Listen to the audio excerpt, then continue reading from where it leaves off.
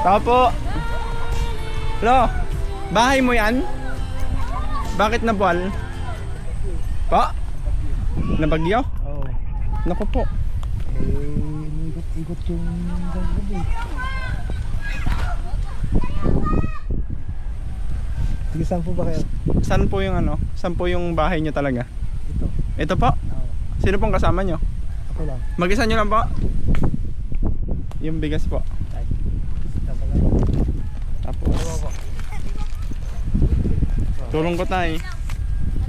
Kapit ko yan. Apo, sa inyo yan. Salamat po. Kakabagyo lang po kasi kagabi no. Oo nga. E di mag-isa yung gumagawa. Oo. Ito lang po yung pinakabahay yung gagawin ngayon. Oo. Ano lang yung temporary kasi Temporary po. bibila ko ng mga gamit. May pambili po kayo? Ano ito? Ba't wala po kayong mga kasama dito? Ay, ano po, nasa ano, saan po, nakakaya nung kisuno. Ano po? Nakakaya nung kisuno. Ba't po ba? Eh, siyempre, kaka pa naman mamuhay.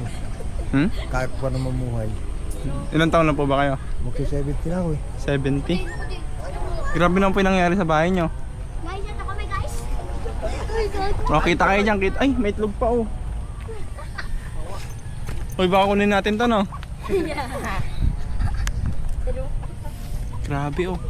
Ba't di nyo tinulungan si tatay? Tutulungan po namin. Ay, tutulungan niya? Ang kabait nyo naman pala. Ay, may video lang eh. Ayaw niya? O yung leeg mo, ba't may ganyan? Nasugat? Naliligo po kami. Grabe yung nangyari kay Lolo. Baka pera na. Pera or damit! Ayun. Sige, interviewin mo parang Diyos. Ano pong pangalan niyo, tay? Tomas. Tomas. Sinoha. Ha? Sinoha. Sinoha. Sa mga gusto pa pong magbigay, baka po sakaling matulungan tayo kasi yung kalagayan po ng bahay nyo, bagsak na bagsak po talaga, tas maliit pa po yung ginagawa nyo. Ano? Talagang tulugan lang po muna gagawin nyo? Oo, tulungan lang muna. Ano pong gusto nyo sabihin po sa mga gusto pang tumulong?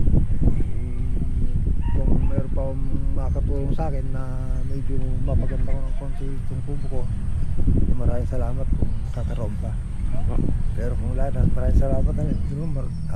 Salamat na ako kahit paano eh. Nakakaroon sa atin sa libo. The feeling that